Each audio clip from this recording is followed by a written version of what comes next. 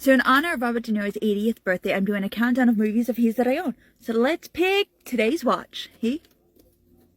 I don't want The Godfather. Sorry, Godfather is last, purposely because I don't like the film. Casino! Oh, it's Casino. It's Casino. I watched Casino when I was way too young. When did it come out? 2002. No. Production design was 2002. Came out in 1995. I was 1 year old. I think I watched this by the time I was 6 or 7 years old. Probably shouldn't have, but yes, it's one of my early Robert De Niro movies. It is up there with Meet the Parents trilogy, and it is up there with Rocky and Bullwinkle. Those three movies were my huge introduction to Robert De Niro, as well as Goodfellas.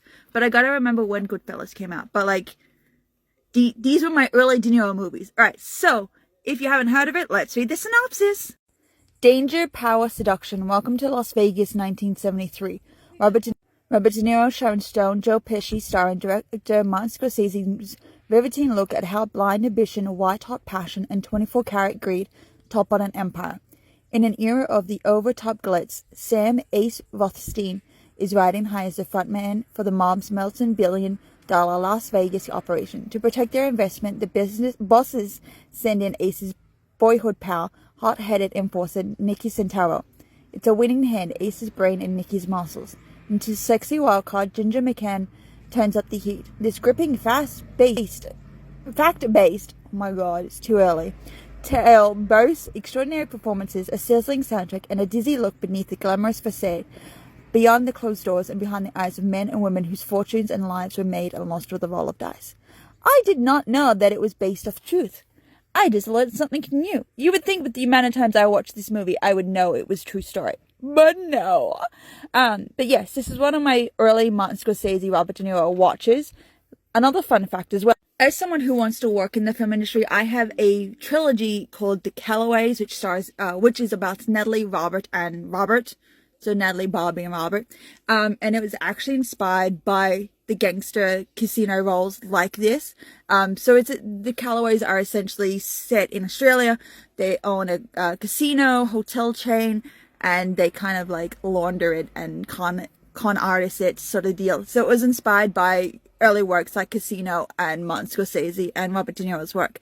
But yes, anyway, so let's open this bad boy up and press play, because it has been a hot while since I've seen Casino. Alright, so let's see what this baby looks like. You know what would have been really cooler if there was like poker chips or playing cards all over Casino? I mean, it kind of fits the vibe, kind of, but just saying, make it a little more prettier, but kind of. Anyway, let's chuck it in the DVD player. Boom, boom. Can't count. Boom, boom.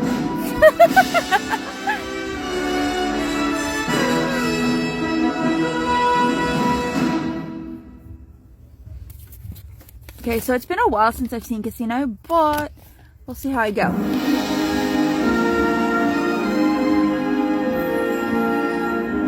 Why is there two Universal logos? What's the difference?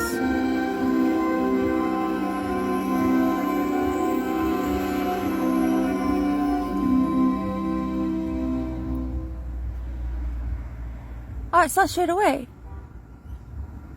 Oh, sick. I don't have to touch my remote now. But I do have to get comfy.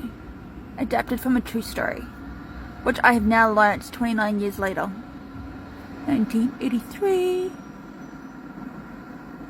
I remember this scene.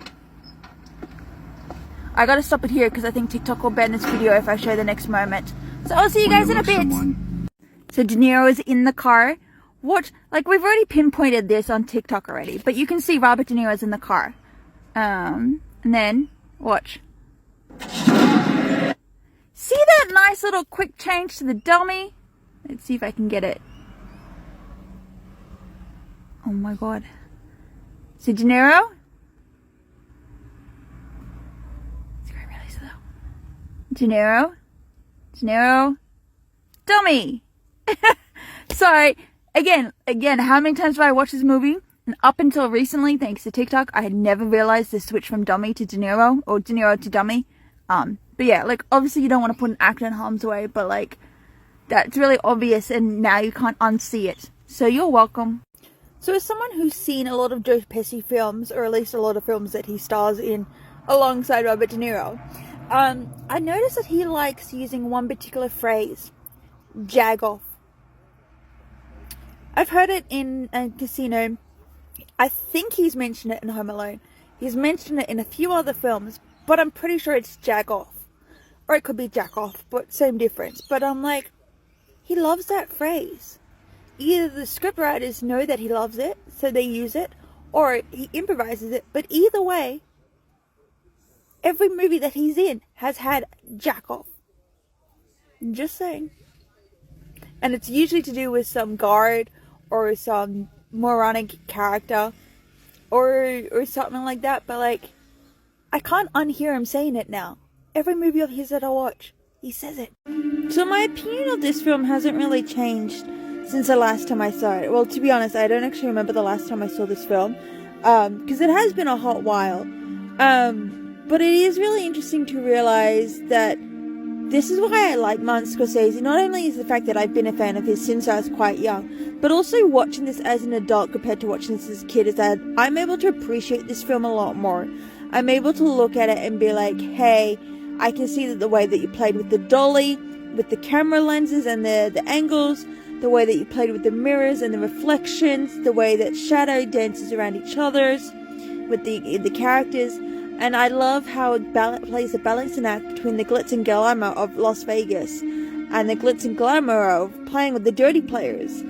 And like, yeah, okay, this is based off a true story, or at least inspired by a true story to some extent anyway. I may not know who these characters are. This was set in the 80s. I don't know who any of these players are. I know who the actors are, and the actors are able to bring these characters to life in such a way that you're like, yeah, that makes sense now. So it's quite beautiful. It still is beautiful. The only thing that I didn't understand, and I think this is from my perspective, and maybe another million watchers I will be like, I get it. But Robert De Niro's character constantly got called Jew or Jewish, and I was like, I don't get this part. Nor do I get Sharon Stone playing a woman called Ginger who's claimed to be Irish, and I'm like, I don't get it. Like, I know in real life Robert De Niro isn't, what did I say? I know in real life he isn't Jewish, or at least I hadn't heard he's Jewish. I know he's American, and I believe he has some ancestry ties to Italy, but nothing to do with the Jewish community. So I'm like, I don't get the character. There probably is something there, but like, there was no Jewish elements for me to be like that I get that, but I don't, if that makes sense. But no, it's still a phenomenal movie. It's still absolutely beautiful, and it still holds up, even like 28 years later, 29 years later, something like that. But yeah, it's still pretty good. Still love it. Like I said, I'm able to appreciate it a lot more as an adult than I was as a kid. And I can also find a lot of interesting safety situations, like the mannequin in the beginning of the film. Yeah, that was fun to notice now.